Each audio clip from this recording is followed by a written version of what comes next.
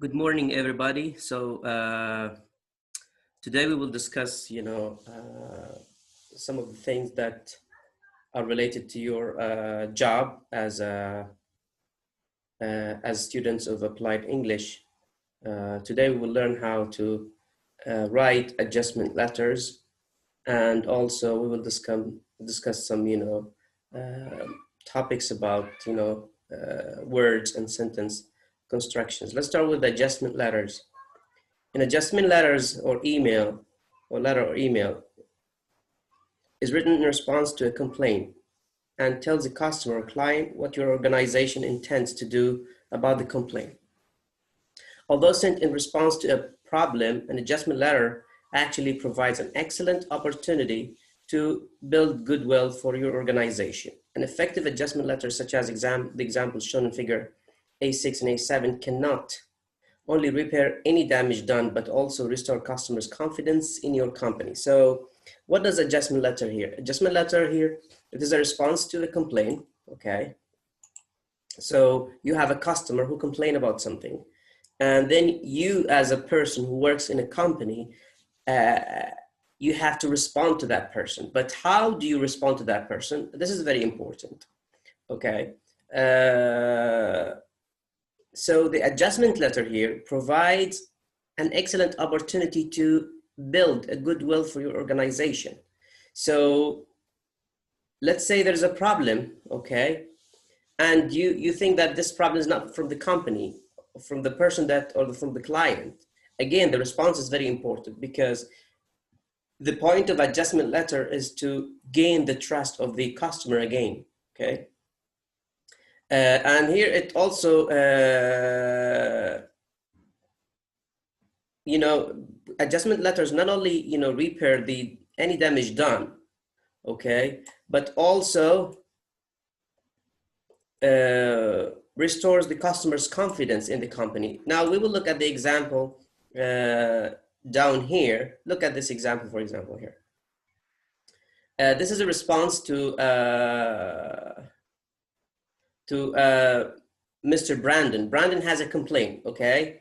And the company is responding to that person. Here's the person who works in the company. This is the person who complains. Now here's the person who's from the company, okay? Ines Carlson.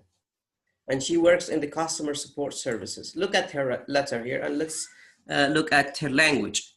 Dear Mr. Brandon, we are sorry that your experience with our customer support helpline did not get smoothly.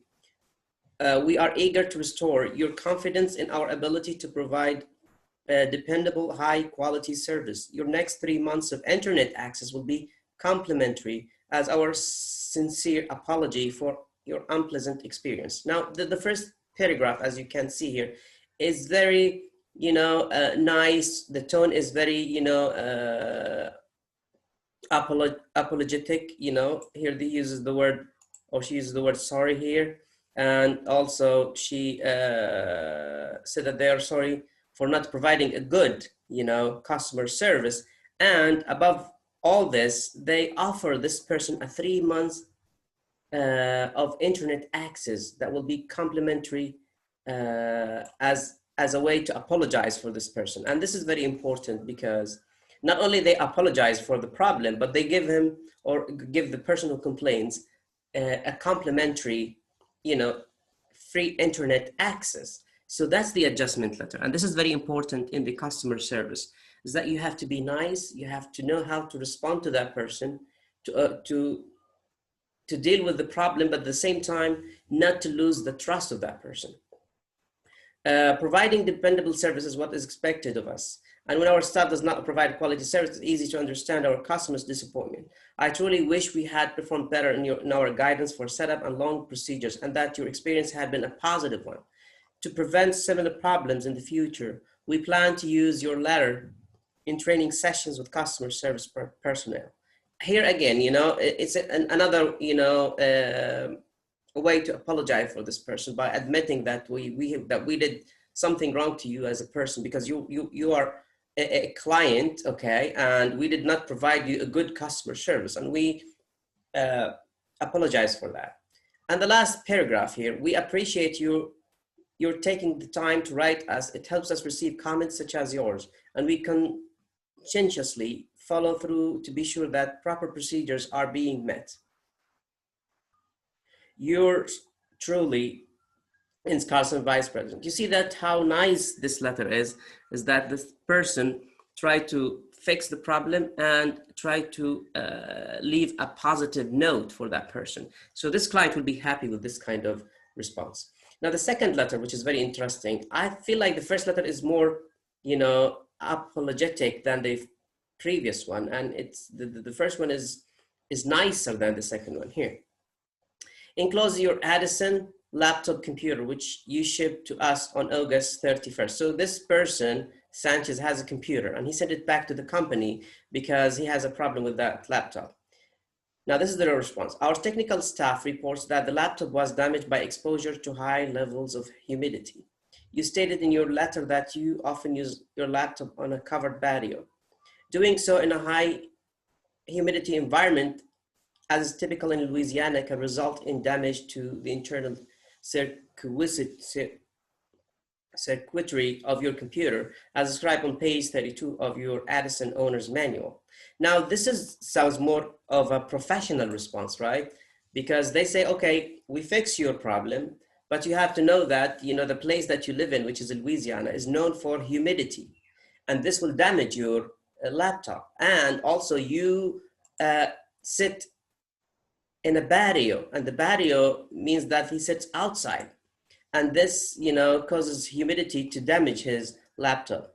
And then the customer service person said, we have replaced the damaged circuitry and thoroughly tested your laptop. To ensure that a repetition of your recent experience does not occur, we recommend you avoid leaving your laptop exposed to high humidity for extended periods.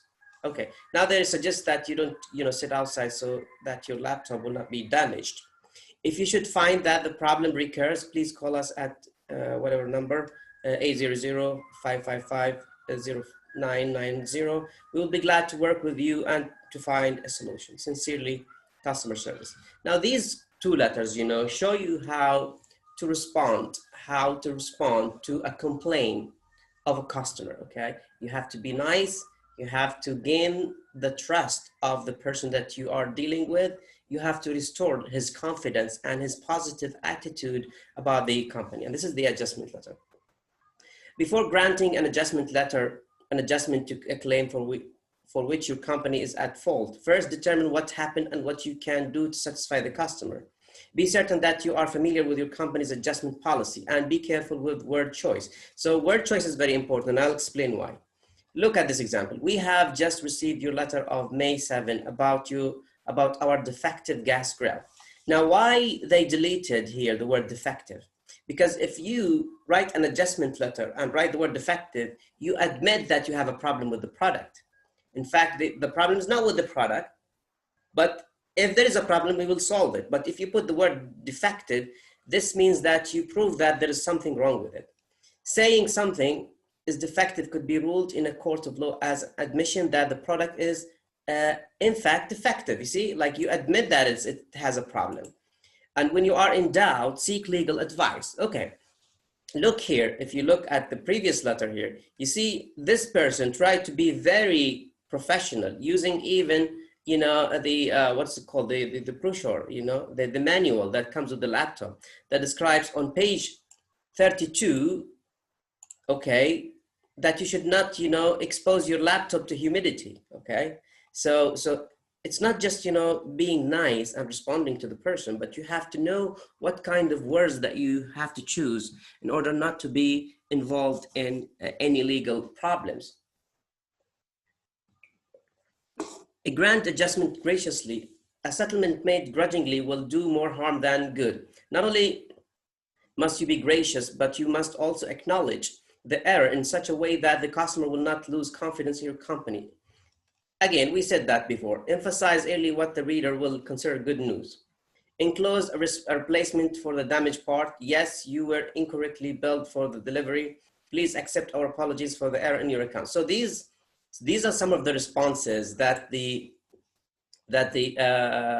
person who complained, okay, will be happy when he sees these, or when he or she sees these responses, that his damaged, parts is replaced, or that there's something wrong with his bill, or that the company, admit its, problem or fault, and they are apologizing. All these things are positive notes that you are admitting your fault and you are trying to restore the confidence of the company. If an explanation will help restore your reader's confidence, explain what caused the problem. You might point out any step that you may be taking to prevent a recurrence of the problem. Explain the customer feedback, help your firm keep the quality of its product or service high, close pleasantly, and look forward, not backward. These are some of the suggestions that you have to take into account also, that you have to explain to the customers feedback, help, your firm keep the quality of its product and service high, etc., and etc. Avoid calling the problem in your closing. Do not write, again, we apologize. Yeah, since you apologized from the beginning, then, that's enough. The adjustment letter in figure A6, for example, begin by accepting responsibility and offer an apology for the customer's inconvenience. Note the use of the pronoun we and our. The second paragraph expresses desire to restore goodwill and describe specifically how the writer intends to make the adjustment. And the third paragraph expresses appreciation to the customer for calling attention to the problem and assures him that his complaint has been taken seriously. And this is, if you go to A6 here, this is the A6. Okay, here, this is the one. That's A6. Okay, now this is the adjustment letter. Now let's look at the partial adjustment letter. You may sometimes need to grant a partial adjustment, even if the claim is not really justified, to regain the lost goodwill of a customer or client. If, for example, a customer incorrectly used a product or service, you may need to help that person better understand the correct use of that product or service. In such a circumstance, remember that your customer or client believes that his or her claim is justified. Therefore, you should give the explanation before granting claim. Otherwise, your reader may never get to the explanation. If your explanation establishes customer responsibility, do so tactfully. Figure A7 is an example of a partial adjustment letter. Now, this is very interesting because the second letter here, it's a partial adjustment. Why it's partial adjustment? Because in A6, the letter A6, okay, they completely admit that it's their fault that they don't provide a customer service, and they apologize. But in the second letter, as you see, the letter does not completely, say that we are wrong, the company, and you are right, the customer. They say that you, the customer, is wrong by exposing your laptop to humidity, but you have to understand that you should not expose your laptop to humidity, and at the same time, we fix your laptop. So we do you a favor by doing good to your laptop, but at the same time, you should, be responsible for the damage of your laptop. That's all for the partial and full adjustment letters. Now let's talk about adverbs. An adverb modifies the action or condition expressed by a verb. Okay, so an adverb modifies the action or condition expressed by a verb. Look here, the wrecking ball hit the side of the building hard. Now the adverb tells how the wrecking ball hit the building. Okay, so here, what do we have? What do we use here? We use the adverb hard. Now we can change this. For example, if we say the wrecking ball hit the side of the building, soft. That doesn't mean that, we have some different, description of the verb itself, which is hit. An adverb can also modify an adjective, another adverb, or a clause. Okay, so it modifies an adjective, another adverb, or a clause. The brochure design used remarkably bright colors. Okay, remarkably modifies the adjective bright. See here, remarkably bright colors. Remarkably, talks about or modifies the adjective bright. The redesigned brake pads last much longer. Much modify the adverb longer. Now longer here is an adverb, okay? Longer is an adverb, and much is an adverb, but much modifies the adverb longer. So here it modifies a verb, here it modifies an adjective, Here an adjective, here it modifies an adverb, and here surprisingly the engine failed. Here the surprisingly modifies the clause, the engine failed, or the whole sentence here. It modifies the whole sentence or the whole clause. Types of adverbs.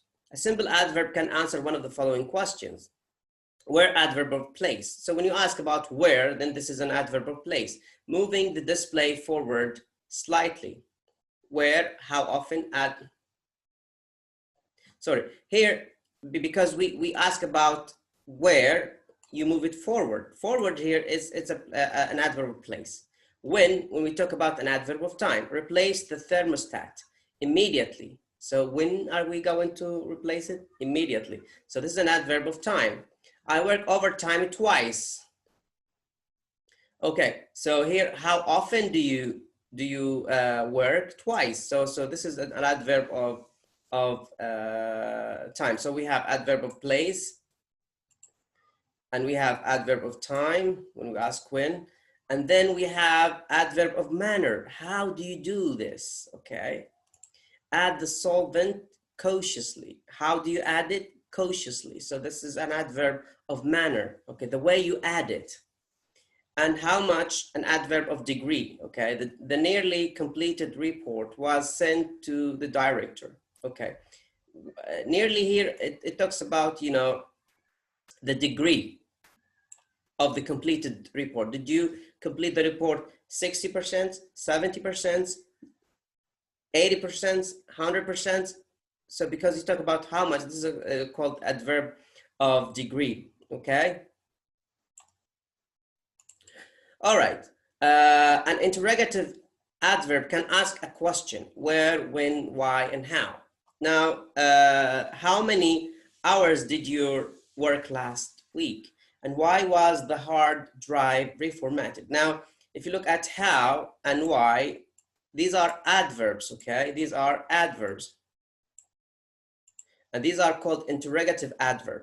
A conjunctive adverb can modify the clause that it introduces as well as join two independent clauses with a semicolon. The most conjunctive adverbs are however, nevertheless, therefore, moreover. All these are adverbs, and these adverbs are called a conjunctive adverb, okay, conjunctive adverbs, okay? All right. Now, if you look at this example, I rarely work on weekends, semicolon. This is the semicolon. However, this weekend will be an exception. In this example, note that the semicolon precedes and a comma follows, however. The conjunctive adverb, however, introduces the independent clause. This weekend will be an exception and indicates its relationship to the preceding independent clause. So this, however, you know, connects between this clause and this clause, okay? The second thing is that after, however, we have this comma, okay? And before it, we have semicolon. Sometimes we can have a period here.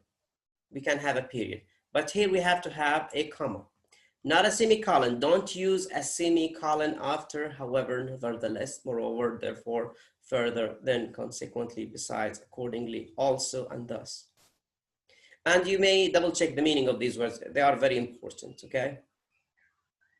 In this example, note that the semicolon precedes and a comma follows, however. The conjunctive verb, however, introduces the independent clause. This weekend will be an exception and indicates its relationship to the preceding, to the clause that comes after. Okay, now we have comparison of adjectives. Most one-syllable adverbs show comparison with the suffix er and es. The copier is fast. This is a positive form, okay? The copier is faster than the old one. This is the comparative form. The copier is the fastest of three. This is superlative form. Most adverbs with two or more syllables end in ly, and most adverbs ending in ly are compared by inserting the comparative more or less, or the superlative most or least in the front of them. Okay, now these are called the adverbs of comparison or comparison adjectives. Adverbs, sorry. Like any adverb that has to do with the comparison, okay, then this is called the adverb of comparison. The patient recovered more quickly. Why do we use more quickly? Because here it says that when an adverb ends with ly, when an adverb ends in ly, okay, then you have to add either more or less, or most or least, okay? So if you are comparing two things, you use more or less. If you compare three or more, you use most or least. The patient recovered more quickly than the staff expected. Most surprisingly, the engine failed during the final test. So a few regular adverbs require a change in the form to indicate a comparison. Okay, now here I'm sure that you are familiar with this, because some adjectives, you know, have to undergo a form change, that you have to change the form of the adjectives. For example, the training program functions well. Here the well is taken from the adjective good, but well is an adverb, okay? Our training program functioned better than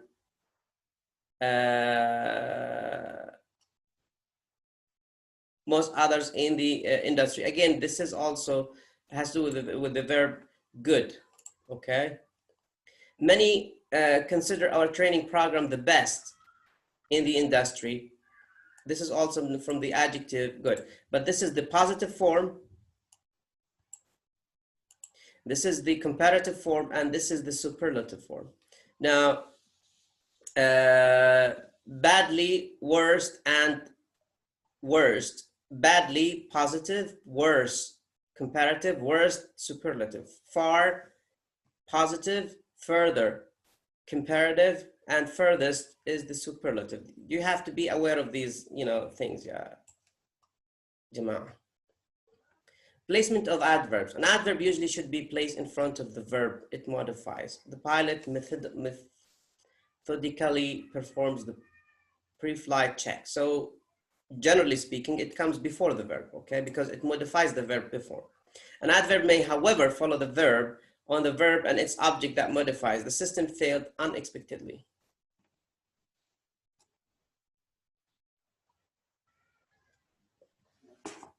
Like this example, the system failed unexpectedly, and they replaced the hard drive quickly. Now here's, I may provide an explanation for this.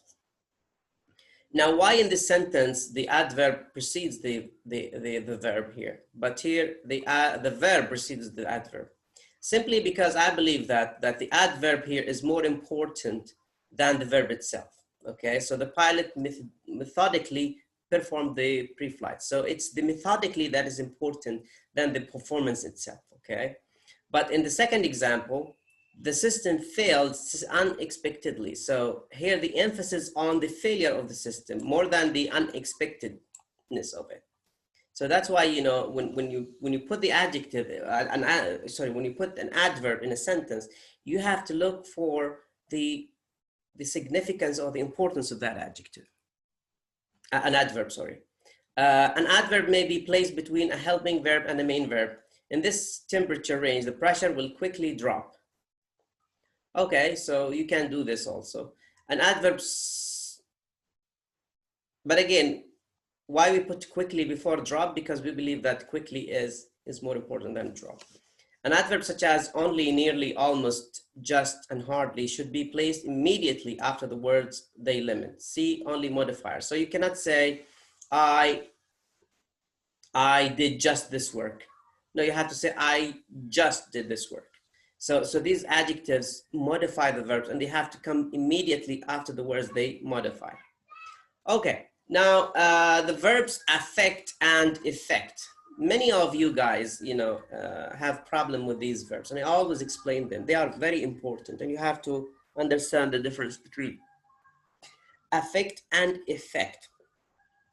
Affect is a verb that means influence. All of you know this. The decision could affect the company's stock. Okay, that's clear. Affect can function as a noun. That means result. So affect can be effect can function as a noun. So the decision had a positive effect, so it has a positive result. Or as a verb, that means bring about or cause. Now, here's the problem, or here's the trick.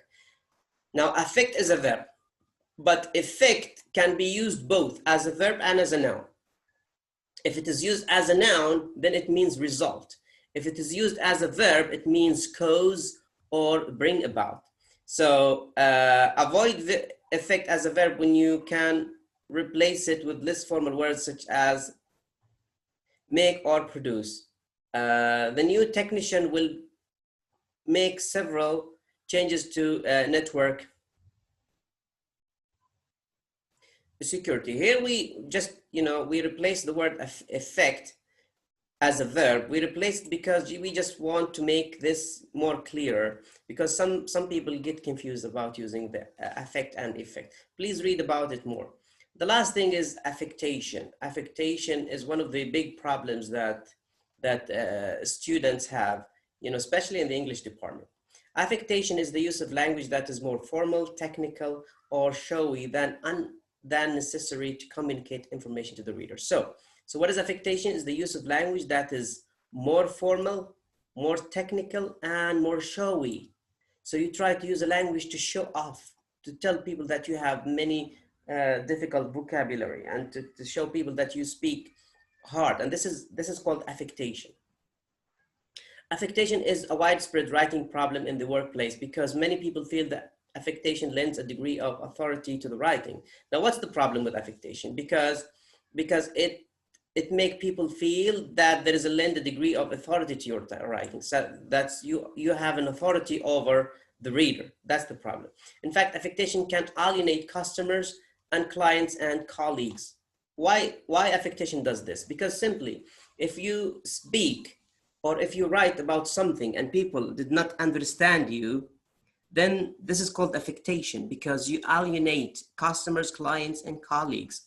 For example, me, when I talk to you in English, if you feel like, if you feel that the professor who's speaking English does not make sense, or he does not, makes it himself clear, then this is called affectation. Why? Because he or she tries to use a language that is not that is not understood by students. Now, for me, when I speak to you, I try to use a very basic and simple language, because the point for me to speak with you is to make you understand, not use affectation to show you how many words I know or how strong I am in English, because this is not my job to show off in front of students. My job is to simply explain things in an easy and understandable language. Affected writing forces readers to work harder to understand the writer's meaning. And this is the problem. When you write affected writing, then people find it hard to understand you. It typically contains inappropriate, abstract, highly technical or foreign words, and is often literally sprinkled with trendy buzzwords. Ethics note, jargons, and equipments can become affectation, especially if their purpose is to hide relevant facts or give a false impression of competence. See ethics of writing. Writers easily slip into affectation through the use of long variants and words created by adding prefixes and suffixes to simpler words. Orientate for orient, or utilization for use. See, now these are two just words that you try to make them very difficult and foreign to the reader, and this makes the reader unable to understand you. Unnecessarily formal words such as penultimate for next to last, created words using ESE such as managementees, and outdated words such as aforesaid can produce affectation. So again, avoid any of these words that make you show off and that make you have an authority over the reader. Elegant variation, attempting to avoid repeating a word within a paragraph by substituting a pretentious synonym, is also a form of affectation. Either repeat the term or use a pronoun. Here is very interesting, because many people try to avoid using the same word in the same paragraph because you try to be, you try not to repeat yourself. This is good. But at the same time, don't, fall in the trap of affectation by using difficult words or words that are not familiar by the reader. And in this case, they will find it hard to understand. The use of a modular in the assembly process has increased production. A module utilization has also cut cost.